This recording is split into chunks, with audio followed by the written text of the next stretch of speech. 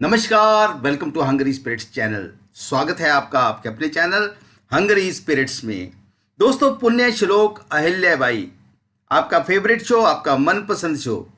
तो शो में आपने देखा कि काफी कुछ हो रहा है खंडेराव और बल्लाराव होलकर के बीच में, और फिर अब शुरू हो गया है द्वारकाबाई साहब की जो है चालों के तहत गौतमाबाई साहब और अहिल्या के बीच में भी आगे जो है कमिंग अप देख के। तो यहाँ पे बहुत सारे हमको कमेंट आए हैं, बहुत भी खूबसूरत, बहुत ही बढ़िया कमेंट आए हैं।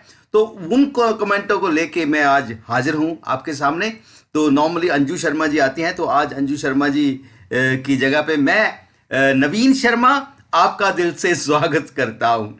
तो शुरू करते हैं उमा खुराना जी के कमेंट के साथ। उमा खुराना जी कहते हैं कि खंडेराव कुछ भी समझना नहीं चाहते और गौतमाबाई खंडेराव को ही हवा दे रही है। अहिल्या को गलत कहती देखकर ये ठीक नहीं लगता है, ऐसा उन्होंने लिखा है। बिल्कुल सही बात है आपकी। खंडेराव कुछ भी समझना नहीं चाहते, क्योंकि कई बार होता है कि खंडेराव ने ऐसा लगता है कि जैसे वो मतलब मल्हार राव के खिलाफ बहुत सारा गुस्सा, बहुत सारी चीजें भर के उन्होंने जैसे दिमाग को ताला लगा दिया है। अब वो उसके अंदर पॉजिटिव बात अहिल्या बहुत कोशिश करती हैं, लेकिन वो नहीं पड़ रही हैं।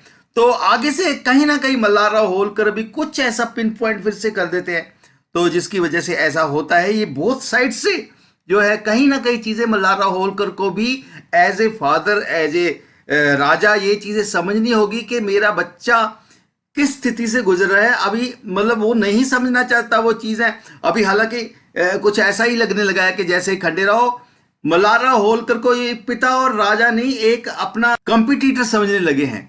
तो ये बिल्कुल आपकी बात बिल्कुल सही है। और बाकी जो गौतमाबाई साहब भी है, गौतमाबाई साहब कहीं ना कहीं जो है एक माँ का जो दिल है ना, एक कहीं ना कहीं खंडेराव के प्रति वो अपने हमने बचपन से ही देखा है कि बाकी सब जगह सही होती है, लेकिन यहां आके गौतमाबाई साहब भी गलत हो जाती है, कमजोर पड़ जाती है। तो अगला जो कमेंट है वो है विट्ठल भंडारकर जी का। विट्ठल भंडारकर जी ने काफी डिटेल में बातें लिखी हैं।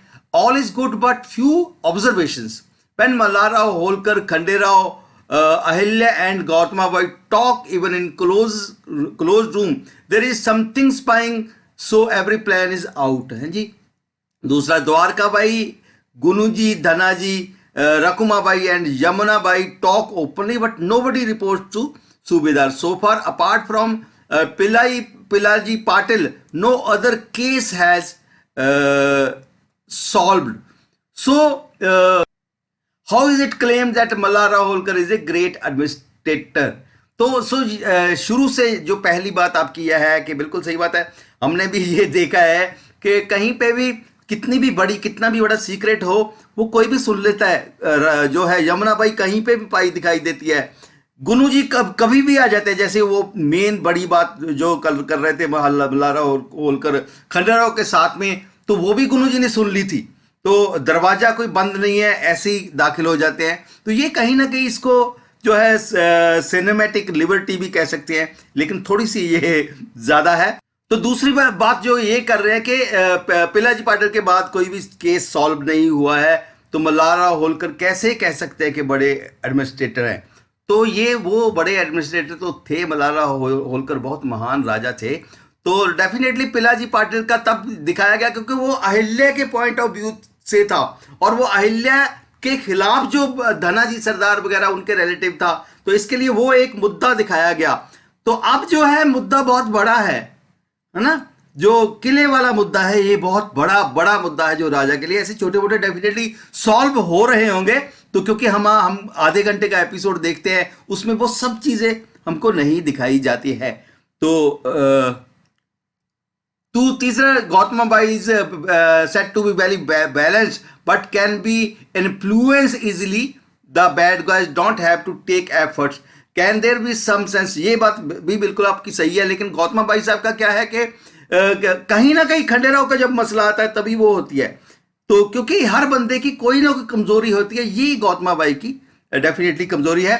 तो अगला कमेंट जो है वो वनिता सचदेव जी है का है। वो वनिता सचदेव जी कहते हैं कि एक पिता के नाते और एक राजा के नाते मल्हार राव ये खोज खबर भी नहीं ली मल्हार राव ने। ये कैसा गुरुकुल है जो खंडेराव को लत लग गई और गुरुजन को भनक भी ना लगी। ये बात बिल्कुल आपकी कहीं ना कहीं सही भी है, लेकिन यहाँ पे मैं एक उदाहरण एग्जाम्पल देना चाहूँगा। हम लोग जब यूनिवर्सिटी पढ़ते थे ना, तो एक मेरा दोस्त फ्रेंड था, वो रोज कहीं ना कहीं जो अल्कोहल ड्रिंक वगैरह लाते और रात को जो है पी लेते। और उनके फादर, उनके जो घर वाले थे, और किसी किसी को पता भी नहीं लगने दिया। 2 साल उन्होंने वहां पे रहे। किसी को बनक रही हो तो 2 साल बाद उनके पापा कस्में खाते हैं आज भी कि मेरा बेटा तो जी कुछ छूता नहीं है। यहाँ पे खंडेराव का ये है कि खंडेराव अगर रात को कहीं ना कहीं आदत कुछ ऐसी पड़ी होगी दोस्तों के बीच में, खंडेराव को हम यहाँ पे भी दिन में देखते हैं तो कोई कह नहीं सकता, क्योंकि बाकी सारी चीज़ें खंडेराव की बहुत परफेक्ट है, बहुत ही दूर की सोच है, स्ट्रेटजी बड़ी अच्छी लगाते हैं, बलशाली है, तो एक्सरसाइज करते हैं, तो वो भी हमने देखा, सब चीज़ें करते हैं। तो इसके लिए दिन में हो सकता है ये पता ना चला हो। तो आगे कमेंट है सरिता सुराना जी का। सरिता सुराना जी कहते हैं कि जिन लोगों में अपनी अक्ल नहीं होती वो तुरंत दूसरों के बहकावे में आ जाते हैं, और द्वारका भाई जैसे लोग ऐसे लोगों का फायदा उठाना बहुत अच्छी तरह से जानते हैं। ये भी बिल्कुल आपकी सही बात है। कहीं ना कहीं जो हर बंदे में मैं ये यूं नहीं कहूँगा कि अक्ल नहीं होती है, मैं यूं कहूँगा कि हर बंदे का कहीं ना कहीं कोई वीक पॉइंट होता है।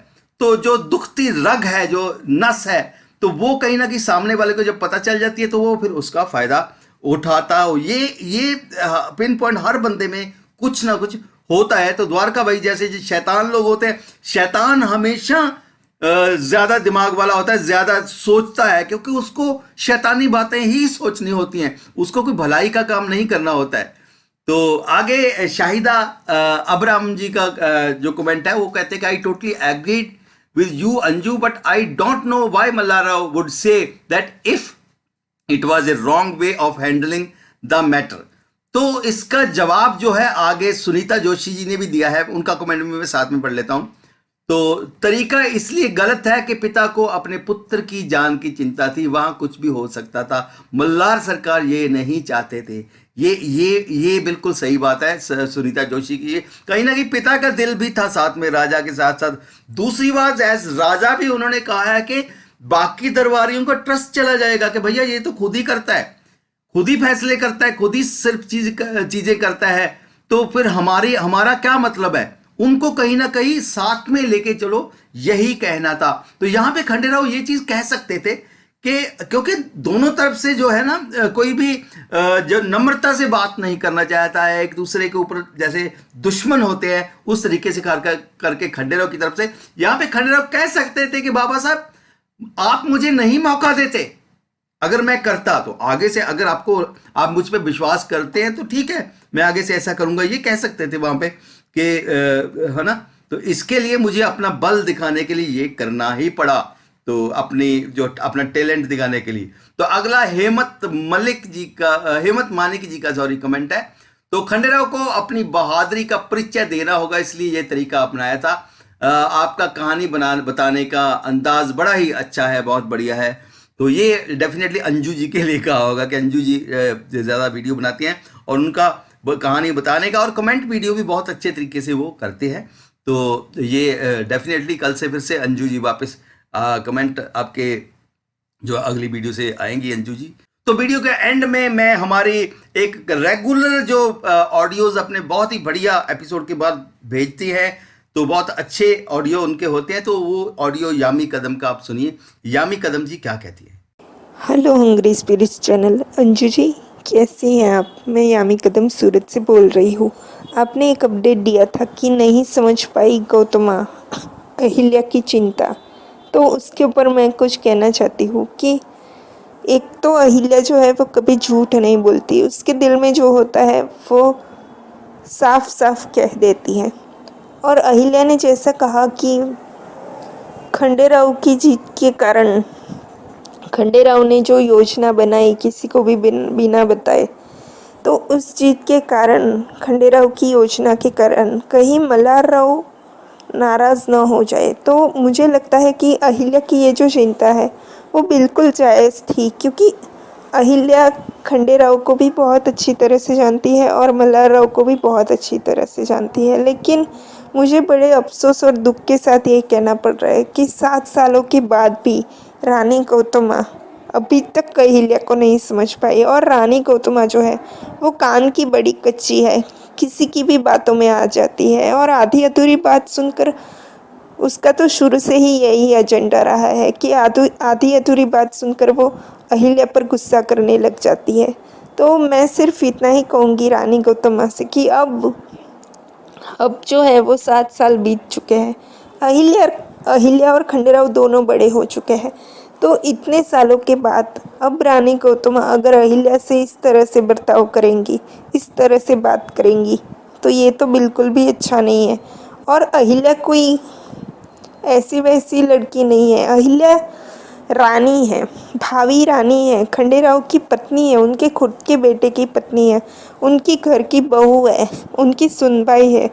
और रानी गौतमा इतनी बड़ी होकर ये बात कैसे भूल जाती है कि अहिल्या से किस तरह से बात करनी चाहिए।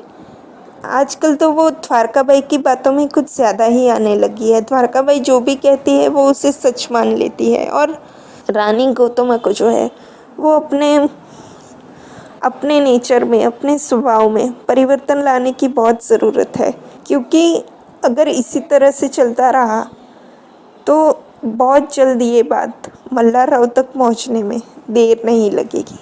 धन्यवाद। मैं यामी कदम सूरत से। तो कैसा लगा दोस्तों आपको ये वीडियो, कमेंट करके जरूर बताइएगा और देखते रहिए चैनल हंगरी स्पिरिट्स। धन्यवाद। Subscribe to our channel by clicking the subscribe button. Click the bell button and enjoy the latest uploads from our channel.